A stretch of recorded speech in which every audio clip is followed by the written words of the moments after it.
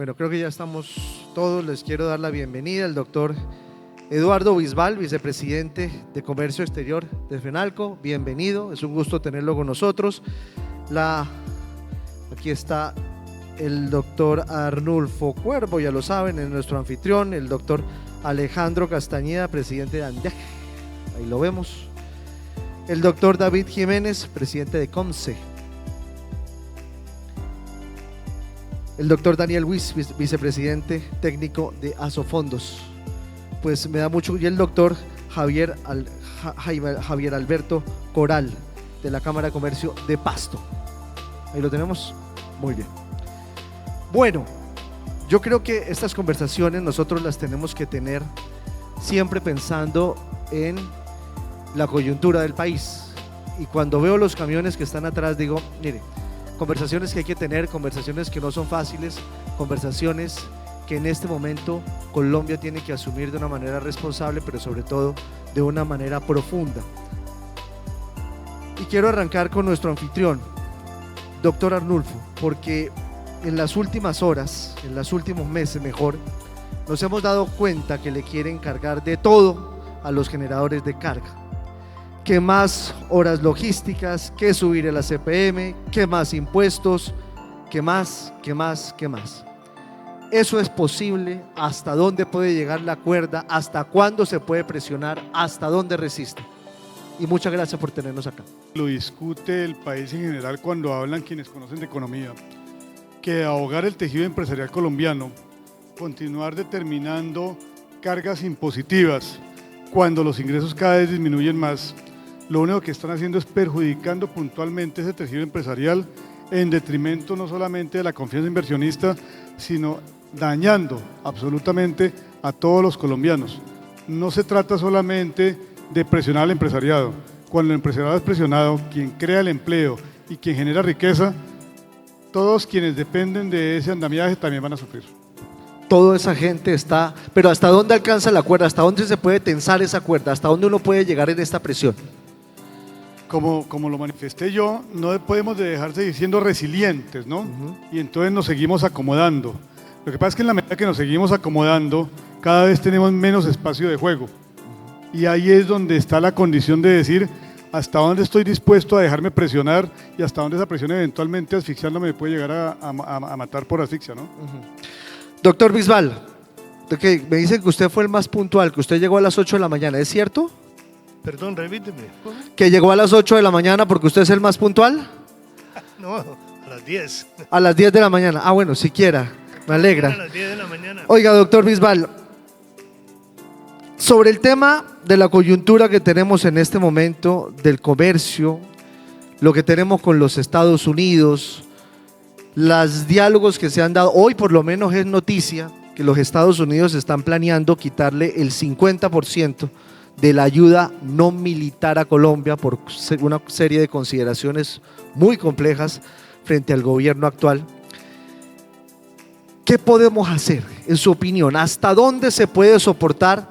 ¿Hasta dónde podemos tensar la cuerda con un aliado estratégico en donde cualquier movimiento que se haga directamente impacta el comercio colombiano?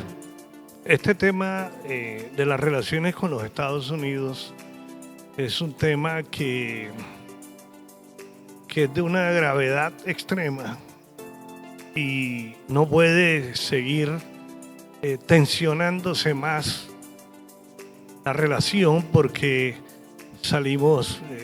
vamos a salir muy chamuscados. No solo es un tema de lo que requiere, sino, por ejemplo, el sector agropecuario colombiano, de los cuales, por ejemplo, aquí el Valle del Cauca tiene un aporte muy grande con el azúcar. Y cercanos aquí pues está todo el tema del café. Colombia tiene una balanza comercial ampliamente positiva en el sector agropecuario con los Estados Unidos.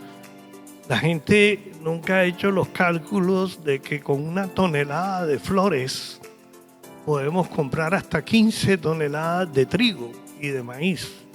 Entonces, y eso no se coloca, como dicen algunas personas, busquen otros mercados para las flores colombianas, no.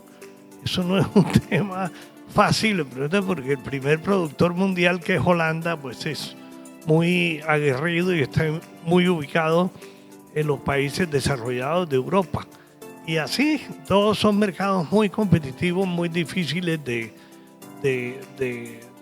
volver a ocupar en caso de que llegara a haber un problema grave, ya insubsanable con la economía norteamericana. Yo creo que todo este tensionamiento se ha dado y no hay que ir muy lejos para buscar que han sido por las relaciones del gobierno en cabeza del presidente de la República, que se ha encargado de tensionarlas. No es que nunca haya habido tensiones, siempre las ha habido, las habrá entre los países, pero la forma de solucionarlas no es la que nosotros estamos usando adecuadamente. Y si queremos, y si la pregunta es cómo podemos morigerar esto, es realmente pedirle al presidente de la República que morigere sus declaraciones y sus intenciones, porque esa es la única razón por la cual se han tensionado de esta manera. Eso yo lo creo que es una forma pues muy clara de entenderlo, y hay que pedirle al gobierno nacional que no tensione más las relaciones con los Estados Unidos. Poquito complicado lo que va a pasar. Y le quiero contar qué respondió el presidente en su cuenta de X hoy. Doctor Alejandro Castañeda, presidente de ANDEG. Doctor Castañeda, ayer, hace 48 horas, cuando estábamos en todo el debate de la salud, ASEMI nos decía, ese efecto chuchuchu, que es no pagar, nos tiene sobaos con J mayúscula. Porque si el gobierno no le gira a las EPS no le pueden girar a los médicos. Entonces ahí están las cifras de los 100 billones, de 30 billones, etcétera, etcétera. Resulta que en el sector energético es la misma cosa. Si usted no paga, se apaga. Esa es la frase. Déjeme saber cómo está la situación en este momento. ¿Cuál es la radiografía actual? Giovanni, muchas gracias. Un saludo para todos los asistentes a este noveno encuentro de empresarios de transporte. Un agradecimiento, Rodolfo, por la invitación. Pues mire, la verdad, Giovanni, es que la situación no es fácil. Este gobierno, como usted lo menciona, parece que fuera una copia sector a sector de lo que está pasando cuando esos sectores dependen de transferencias o de recursos del mismo gobierno.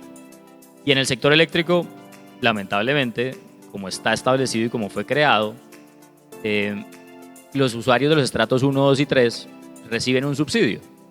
Y el canal bajo el cual, y ahí es donde digo, lamentablemente el canal bajo el cual se distribuye ese subsidio, pues son las empresas que nos atienden a los estratos 1, 2 y 3. La gente cuando paga la factura, si vale el 100% la factura, el estrato 1 pues paga solamente 40 pesos. Si vale 100 pesos, paga 40 pesos. Y lo que hace el gobierno es devolver esos recursos. Desde el año pasado, en el mes de abril, ese reembolso de subsidios entregados por parte de las empresas dejó de darse.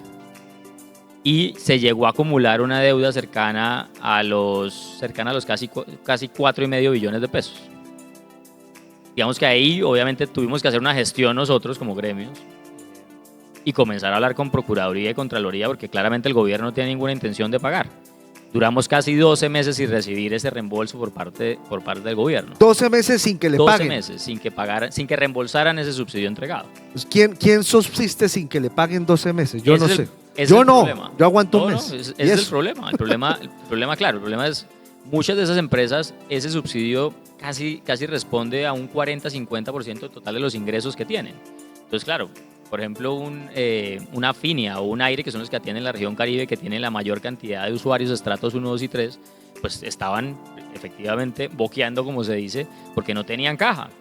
Entonces, por fortuna, el gobierno desembolsó 2.1 billones de pesos que correspondió a los subsidios hasta el mes de diciembre. ¿Por qué? Por presión de Procuraduría, de Contraloría, porque se veía efectivamente el mismo camino de lo que estaba pasando en salud. Hoy en día esa deuda está cercana más o menos a los 1.8 billones de pesos. Lo que históricamente sucedía, Giovanni, es que se entregaba el subsidio y se pagaba en el trimestre siguiente. Se daban un trimestre de subsidio, se pagaba en el trimestre siguiente. Pero nunca llegamos a acumular 12 meses como nos pasó con este gobierno. Ese fue el problema. Entonces la situación no es del todo la mejor, pero se logró desatrasar pagos. El problema es que se gastaron la plata del presupuesto de 2025 para pagar 2024 y ahora pues no hay caja otra vez para poder afrontar 2025. Mi psicóloga dice que eso se llama procrastinar, que es cuando uno patea y patea y patea para adelante, ¿no? Bueno, fíjense, ya hemos hablado del tema de carga, hemos hablado del tema de comercio, hemos hablado del tema energético. Hay otro tema que también está en la agenda nacional y es el tema de las pensiones. Acuérdense que ahí está la reforma y ahí hay unas discusiones en la Corte y demás. El doctor Daniel Wills, que es el vicepresidente técnico de Asofondos. Doctor Wills, yo siempre he tenido una pregunta y es, ¿por qué tan solo la tercera parte de los colombianos aportamos de forma permanente a las pensiones? Eso no es un problema de este gobierno, lo aclaro, esto viene de mucho tiempo atrás, pero ¿cuál es la razón de que eso sea así, de que todavía estemos en esa situación? Pues gracias por la pregunta, Giovanni. Un saludo para todos acá en la audiencia. Un agradecimiento especial a FEDER Transcarga, al doctor Arnulfo por la invitación. Es un placer estar en este importante evento y es un doble placer hacerlo en la hermosa ciudad o cerca de la hermosa ciudad de Cali. A su pregunta, ¿por qué solo 1 de cada 3 colombianos cotizan a pensión? La palabra técnica que usamos los economistas es informalidad. Y esa es una palabra, digamos, un poco antipática. Y lo que nosotros pensamos en Asofondos es que con el tiempo la legislación laboral se ha ido alejando de la realidad de cada uno de los trabajadores. Nosotros pensamos que se necesita más formalidad, más empleo formal. Para eso necesitamos más empresas grandes, empresas que generen empleos de calidad, pero también tenemos que adaptarnos a la realidad de muchísimos trabajadores en Colombia, que no es la realidad de un empleo en una gran empresa devengando un salario alto. En Colombia, para cotizar a pensión hay que cotizar 16% de un salario mínimo. Pero además también hay que cotizar a salud y eso suma un 28% de un salario mínimo. Oiga, doctor Wills, o sea que la reforma laboral no sirve para eso. Ni la reforma laboral ni la reforma pensional van a solucionar este problema. Porque la cotización de salud y pensión sobre un salario mínimo es 390.000 pesos. 390.000 pesos es el mínimo aporte que se puede hacer al sistema, pero para muchas personas que trabajan por cuenta propia, para un conductor que tiene su propio camión, no hay nada que garantice que su ingreso al final de mes es lo suficientemente amplio como para hacer esas cotizaciones. Y lo que pensamos en Asofondos es que necesitamos legislaciones que sector por sector entiendan la realidad de los ingresos, el ciclo de los ingresos que se dan en ese sector y adapten las cotizaciones al sistema a eso. De lo contrario, si las exigencias van por un lado y la realidad de los ingresos de los trabajadores van por otro, va a ser muy difícil que las personas coticen. Y déjeme terminar con una cosa, porque solo 1 de cada 3 trabajadores cotiza, y eso lleva a que solo 1 de cada 4 se pensione. Tenemos muy pocos pensionados, porque el sistema requiere para pensionarse cotizar y pues si uno no cotiza no se pensiona. El problema está ahí y repito, la reforma pensional lo que invitó fue a pasar un montón de trabajadores de fondos privados a Colpensiones, pero no hay nada en ese cambio que lleve a que haya mayor cotización al sistema y por lo tanto la cantidad de personas que se pensionan, que es lo que llamamos cobertura pensional, pues tampoco va a aumentar. Mire, estos ejercicios y estas charlas que se hacen básicamente son una radiografía para que ustedes conozcan de los protagonistas las informaciones, las posturas y se formen su propia opinión al respecto. Colombia está en un debate político y social enorme, por eso hay que conocer y tener bien el contexto. El doctor David Jiménez, el presidente de COMSI. Doctor Jiménez, primero quiero hacerle una pregunta noticiosa, porque tengo una duda. ¿Va a haber o no va a haber venta de combustibles en Colombia con autoservicio? ¿Sí o no? Pues Giovanni, muy buenas tardes a todos. Primero que todo, saludar al doctor Arnulfo, gracias por la invitación. Como siempre es un gusto venir aquí a este congreso de FEDER Transcarga, ya por segundo año consecutivo. Frente a la pregunta puntual, nosotros salimos a medios, Giovanni, a desmentir que en el sector se fuese a generar un despido masivo o se iban a destruir empleos de trabajo por cuenta del autoservicio, con ocasión de rumores u opiniones que se generaron en torno a que con la reforma laboral, que ciertamente impacta las curvas de costos de las estaciones de servicio, pues entonces se iba a migrar en el corto plazo al autoservicio y con ello se iba a poner en riesgo los más de 50.000 empleos directos que genera esta red de abastecimiento. Entonces es algo que se está evaluando desde el gremio y que seguramente los distribuidores minoristas empezarán a implementar, Giovanni, pero pues, que sea Menos algo- mal, me alegra esa noticia porque yo me enredaría mucho. O sea, prefiero ya coger taxi porque no, no podría. Bueno, qué bueno que se haga entonces esa claridad de que eso no va a pasar, porque cuando pasó esta reforma laboral se generaron ese tipo de informaciones, hubo muchos rumores y sobre todo hubo mucha angustia en muchos sectores. Sí, de acuerdo, no, eso está claro.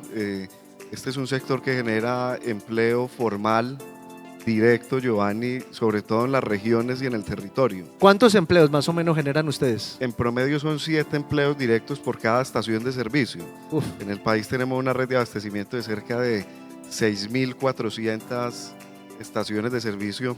COMSE, Colombia, Giovanni, junto con Pendipetróleo Nacional, que es el otro gremio, reunimos el 85% de esa red de abastecimiento en el país.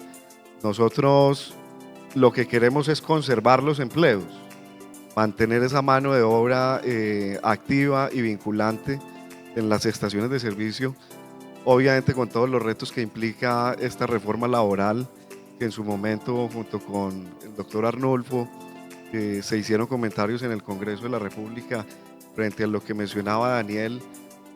Esto promueve o digamos que genera que se genere más informalidad o no resuelve la informalidad en los territorios, porque precisamente hacer más costosa la mano de obra no deviene en que haya más empleabilidad, sino todo lo contrario.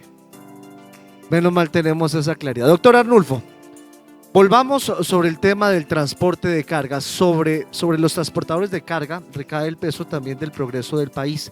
Tienen una responsabilidad enorme. Pero hay unos costos, y hay unos lunares, hay como, no, tal vez no lunares, unos puntos que le duelen como tal al sector.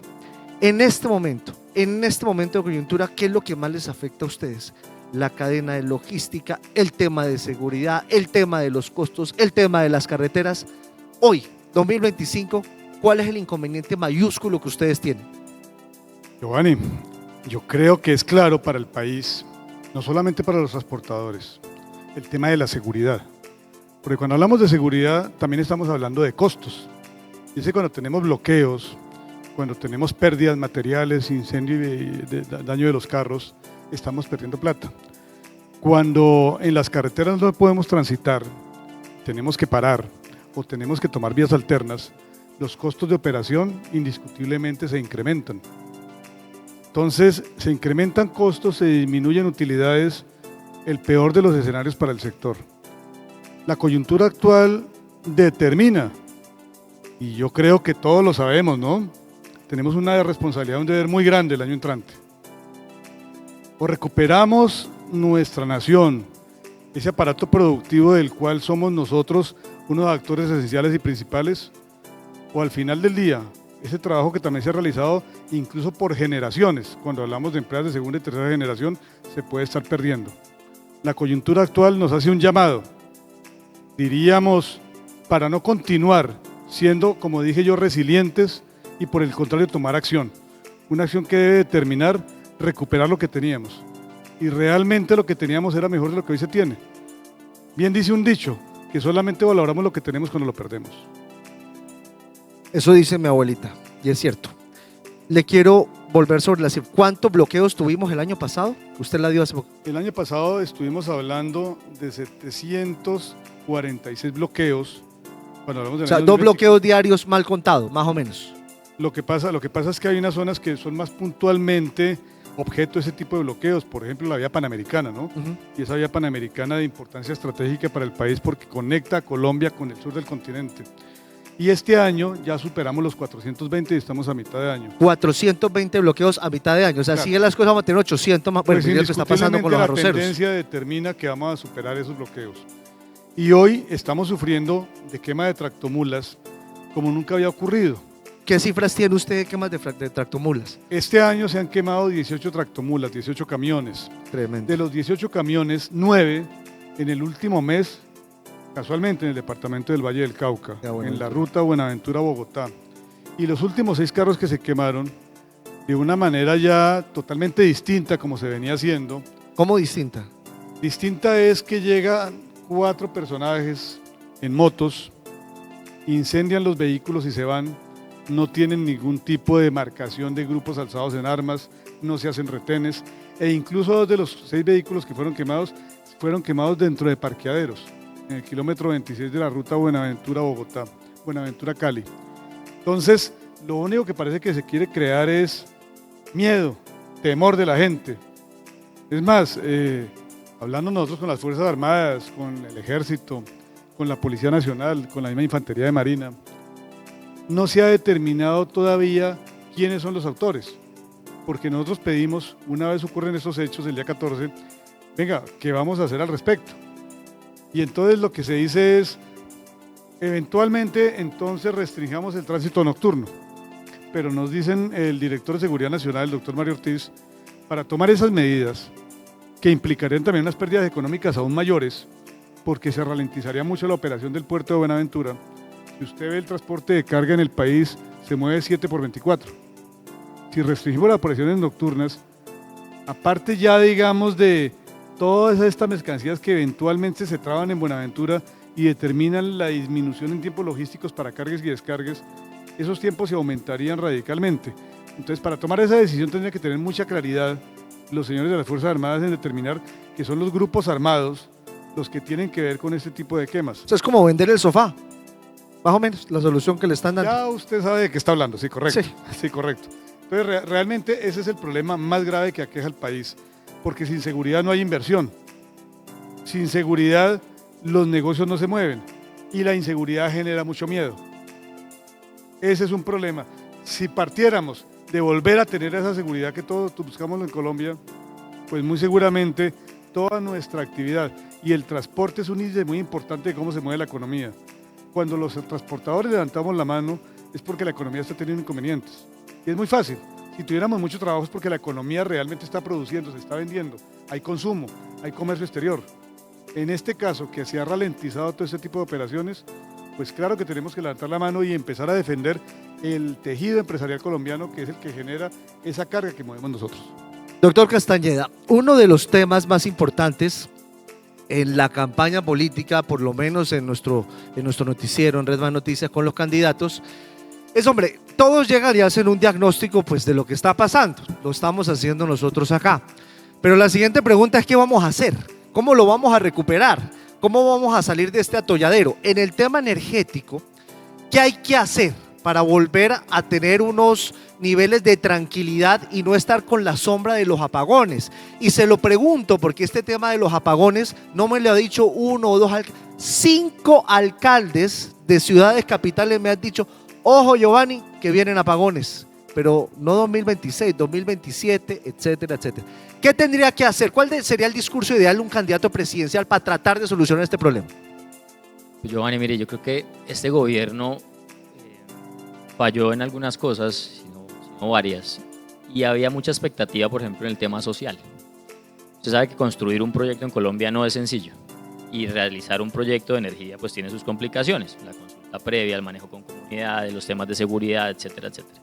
Digamos que la expectativa que se tenía era, por lo menos este gobierno va a tratar de destrabar todos los proyectos renovables, porque gran parte de la apuesta de este gobierno, incluso de su plan de desarrollo y del programático, era eso. Yo me voy a casar con las renovables y voy a destrabar esto y voy a ser capaz de migrar todo el sistema eléctrico a energías renovables. Y eso no pasó. Entonces, cuando uno se para y mira el balance de energía hacia adelante, el problema que estamos viendo es que no vamos a tener energía en el año 27-28, como ya varios alcaldes se lo dijeron. Incluso Bogotá es antes. ¿Cómo va a ser Bogotá antes? Bogotá tiene un problema antes, y es en el año 26, comienzos del 27, porque Bogotá sí se quedó sin capacidad de poder entrar energía a Bogotá. En Bogotá no se produce energía. Ujú. La energía llega por el sistema interconectado hasta Bogotá. Eso es como las carreteras en el caso de los transportadores. Cuando hay una vía de un carril, pues esto colapsa.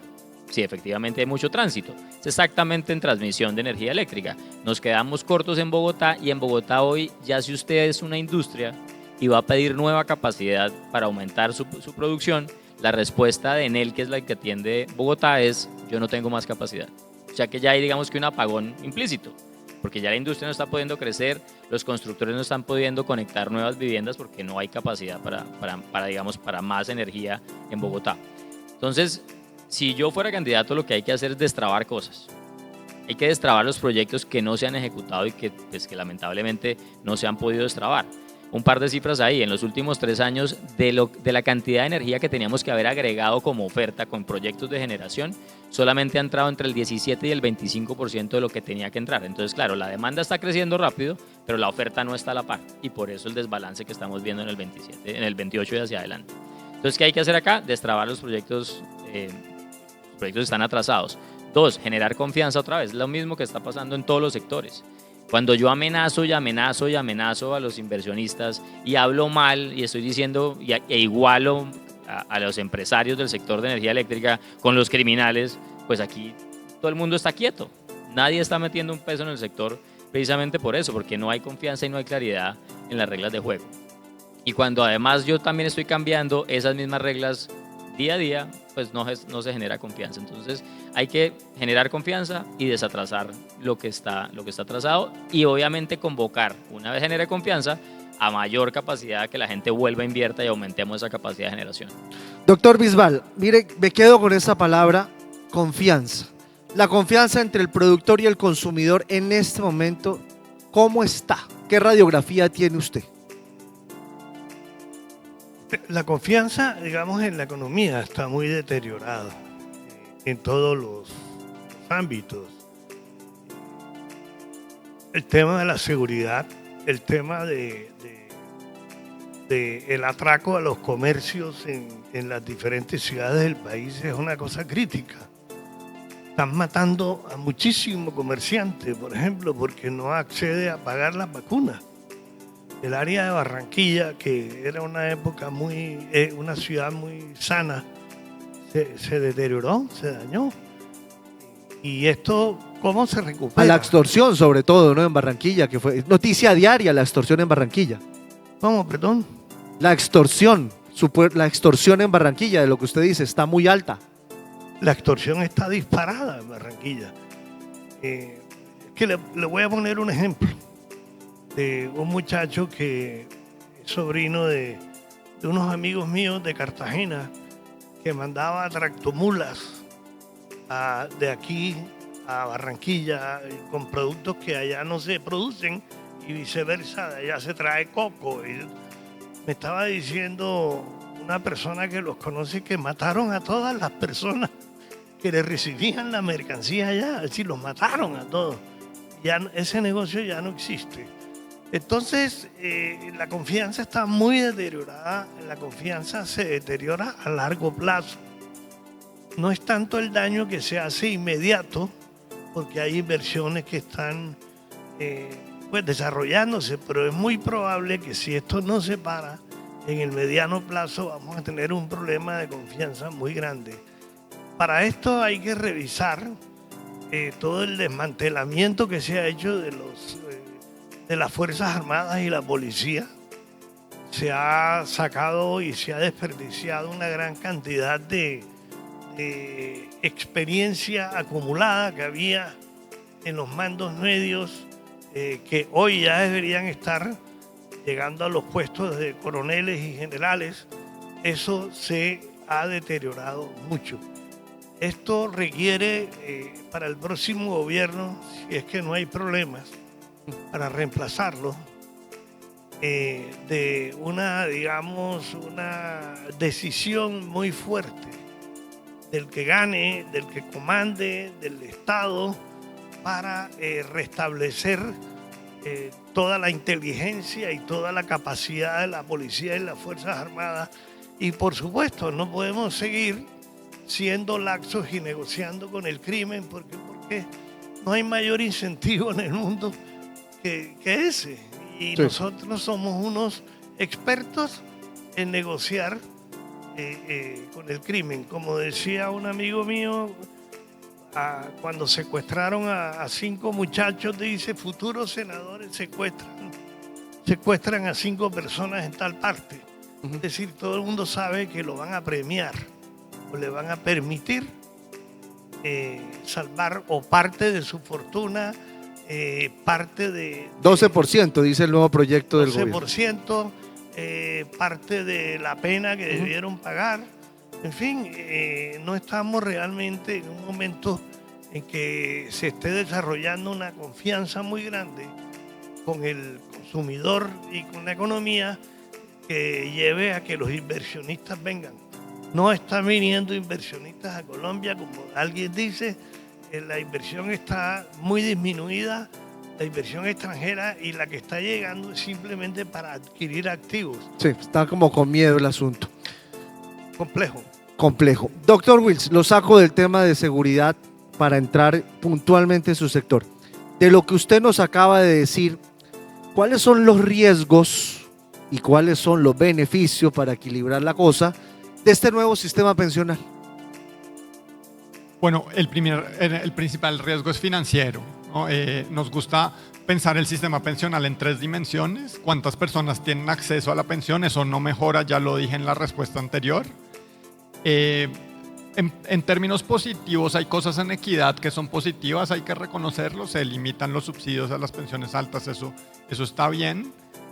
El gran problema es financiero, el sistema es costoso, el sistema va a aumentar los costos que tiene que asumir la nación en un 60%, y eso se suma a la presión ya grande de la cual habló el doctor Arnulfo antes, de la presión hacia las finanzas públicas.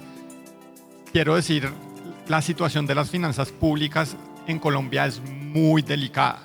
Eso se habla en ciertos círculos, no se conoce en el público amplio.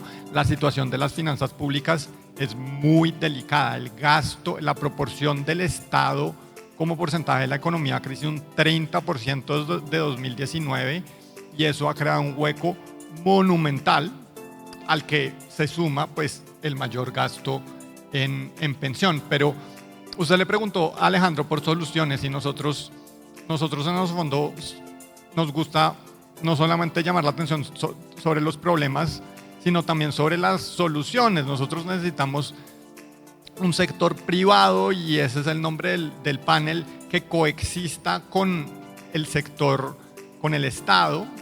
Esta idea de aumentar la participación del Estado dentro de la economía de esa manera no es sostenible, no creemos que sea sostenible, y denominamos la solución frappé como los deliciosos café helados que uno se come en Cali. Frappé por formalidad, de la cual hablé en la respuesta pasada, por rentabilidad. Tenemos que sacarnos la telaraña en la cabeza de que las empresas rentables son malas para la sociedad. Las empresas rentables, una buena rentabilidad de las empresas de todos los tamaños solo trae beneficios para el país. R de rentabilidad, A de ahorro que nos permite hacer inversiones y crecer. P de participación, necesitamos más personas en nuestra fuerza laboral, especialmente en las mujeres. Tenemos un potencial enorme de aumentar la fuerza laboral de Colombia, y empleo particularmente formal. Esa es la estrategia frappé que vamos a poner pues a consideración de todos los candidatos y del país, para viendo al sector privado y al Estado como aliados y no como enemigos, sacar al país adelante. Estrategia frappé, muy interesante esa propuesta, y eso es parte de la discusión nacional. Doctor Jiménez, su sector es el que le inyecta esa sangre vital para poder correr por nuestras venas, que son nuestras carreteras, y poder tener un funcionamiento, y que la economía funcione, y que la plata fluya, y que venga el progreso. Quiero volver al tema de seguridad, porque yo siempre he pensado que ustedes son los más expuestos, son 7 por 24 y escalan en cada rincón de nuestro país. ¿Cómo está la cosa hoy para ustedes? ¿Ha mejorado? ¿Ha desmejorado? ¿Se ha mantenido igual? ¿Cómo ven este último año?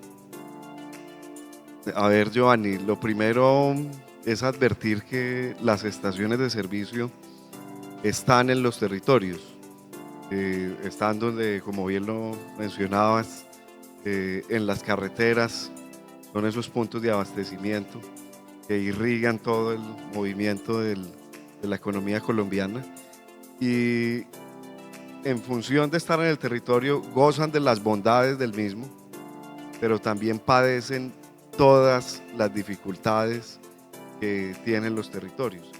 Una, sin duda alguna, es el tema de seguridad, lo que mencionaba el doctor Arnulfo, que me pareció muy valioso el discurso, la insistencia en la seguridad como estandarte, como bien lo expresó en el mensaje, el estandarte del crecimiento de cualquier economía. Eso no tiene distingo si se compara a nivel región, a nivel del mundo, y en términos teóricos, si no se garantiza la seguridad, ningún ecosistema económico funciona. Digamos que nosotros somos también víctimas de la extorsión, como lo mencionaba ahora el compañero panelista. También los dueños de las estaciones de servicio sufren de ese fenómeno. ¿Tiene cifras de cuántas extorsiones en el último año? ¿Si ha subido o bajado en comparación?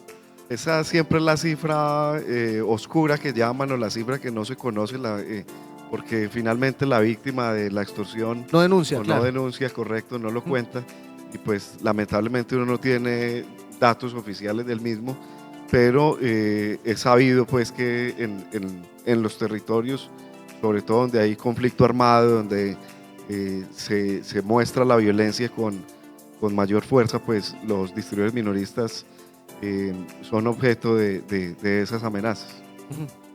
Yo diría, pues en términos generales, nosotros como sector de la distribución de combustibles hemos querido siempre mantener un diálogo constructivo y abierto con el gobierno nacional, entre otras cosas porque pues ahora, hace un año estábamos hablando del aumento del precio del diésel, hoy estamos hablando también del precio diferencial en el diésel, y este es un sector que... Hoy es la noticia, casualmente, de hecho. Hoy es la noticia. De acuerdo, es la noticia. Ese decreto está en revisión hasta el 2 de agosto, que ahí también tenemos varias observaciones importantes. Una de las más críticas es que esta medida pretende ser segmentada. En principio van a priorizar 69 municipios en el país. Yo no sé cómo lograron llegar a los 69 municipios. En la memoria justificativa queda, digamos, la falta de un análisis más preciso de por qué se priorizan estas zonas, y no a nivel nacional, si el objetivo del gobierno es desmontarlo de manera generalizada. Oiga, doctor Jiménez, venga, lo interrumpo. Es que yo escuché al ministro esta mañana decir que eso del diésel era para camionetas lujosas. ¿Eso es verdad o no? Ahí incluso que el doctor Arnulfo me ayude con las cifras. El gobierno, en la memoria justificativa del decreto, dice que 1 de cada 3 vehículos de diésel en el país es camioneta lujosa, es alta gama. Los datos son que... Estaríamos llenos de camionetas lujosas. En el país existen 1 millón de vehículos a diésel, y la medida busca impactar a cerca de 300.000 vehículos automotores que ellos en el decreto no definen, porque simplemente mencionan que es camionetas, camperos, de servicio particular, diplomático u oficial, pero no determinan de manera exacta pues qué clase de vehículo, de qué antigüedad, etcétera. Ahí creemos que se va a impactar fuertemente el sector transporte, porque no creemos que 1 de cada 3 sean de alta gama. Creo que esa cifra es menor, por un lado. Y segundo, el consumo. Mientras un vehículo hoy en día en Colombia, digamos que el consumo a nivel nacional está dividido 50 y 50. El 50% es gasolina corriente y el otro 50% es diésel. Ahí hay un 1% que es la extra, pero está, digamos que el país dieselizado. El consumo de una camioneta alta gama, como lo llama el gobierno nacional, no tiene la misma frecuencia que lo hace un vehículo de servicio de transporte público o de transporte de carga terrestre. Entonces ahí los datos empiezan a generar pues dudas sobre la pertinencia y la rigurosidad de esa memoria justificativa. El impacto más fuerte que tiene en estos momentos en el sector de la distribución de combustibles, que ya se lo mencionamos al gobierno y esperamos tener una reunión con ellos, es que si esto tiene, como debe tener, concepto favorable previo de la Superintendencia de Industria y Comercio, el decreto lesiona la libre competencia, porque va a suceder que solamente en esos 69 municipios del país se va a tener un precio diferencial y en el resto no. Se les olvida entonces a los que plantean la norma que nosotros atendemos clientes que se mueven en 4 ruedas. No demoran en ir a consumir el combustible más económico, se habla de 4.600 pesos por galón más barato, pues en las zonas donde no está priorizado y obviamente el volumen se va a ver afectado en las principales ciudades del país. Miren, esta es la radiografía de estos sectores y la idea de esta conversación es que usted tenga de los protagonistas las cifras, los datos, las percepciones para que vaya formando su opinión porque falta un año. Muchas gracias, doctor Arnulfo, por tenernos en cuenta y por acompañarnos. Muchas gracias, doctor Castañeda, doctor Bisbal, es un gusto, usted es muy madrugador, lo admiro. Doctor Wills, muchas gracias, doctor Jiménez, muchas gracias. Un aplauso para nuestros panelistas.